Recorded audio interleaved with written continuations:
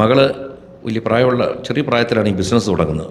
അപ്പോൾ സ്വാഭാവികമായിട്ടും bank loan എടുക്കുന്നു, ലോൺ എടുത്ത് ബിസിനസ് സ്റ്റാർട്ട് ചെയ്യുന്നു. ബിസിനസ് ഒരുമാതിരി നന്നായി വരുമ്പോഴത്തേക്ക് അവൾ കല്യാണം കഴിക്കുന്നു, ഗർഭിണിയാവുന്നു. സ്വാഭാവികമായിട്ട് ഈ മോർണിംഗ് സിക്നസ് വരും ചില സ്ത്രീകൾക്ക്. ഗർഭിണിയായതിനു ശേഷം ചിലർക്കത് കുറച്ച് കടുത്തു പോകും. അപ്പോഴാണ് ഈ ആശുപത്രി വീടുമായിട്ട് കഴിയേണ്ടി വരും. അപ്പോഴൊക്കെ 1-1.5 വർഷമായിട്ട് വർക്ക് ചെയ്ത സ്റ്റാഫല്ലേ, അവരുടെ പുറത്തൊരു വിശ്വാസം വരും. പക്ഷേ അവർ കൃത്യമായിട്ട് അവിടുത്തെ QR കോഡ് വഴി പൈസ അയക്കുന്നു എന്നാണ് ഇവിടെ വിചാരിക്കുന്നത്. പക്ഷേ പലപ്പോഴും പൈസ വരുന്നില്ല. ഇതെല്ലാം കാണുമ്പോൾ നമ്മളിവരോട് ചോദിക്കും, ചേച്ചി ഇന്ന് ഇവിടെ ആരും വന്നില്ല, കച്ചവടം നടന്നില്ല. പക്ഷേ ഇവളുടെ ഓൺലൈൻ ബിസിനസ് നടന്നുകൊണ്ടിരിക്കുന്നുണ്ട്, വലിയ പരിക്കില്ലാതെ പോകുന്നുണ്ട്, ഇവിടെ ഇരിക്കുന്ന സ്റ്റോക്ക് അതിൽ നിന്നാണ് കുറയുന്നത് ഒക്കെ വിചാരിക്കുന്നു. ഇത് കുറേ കാലത്തിനിടെ എന്നാൽ ഇതിനിടയ്ക്ക് 2-3 ഇവരെ പിടിച്ചു, 2000-3000 കേസിന്.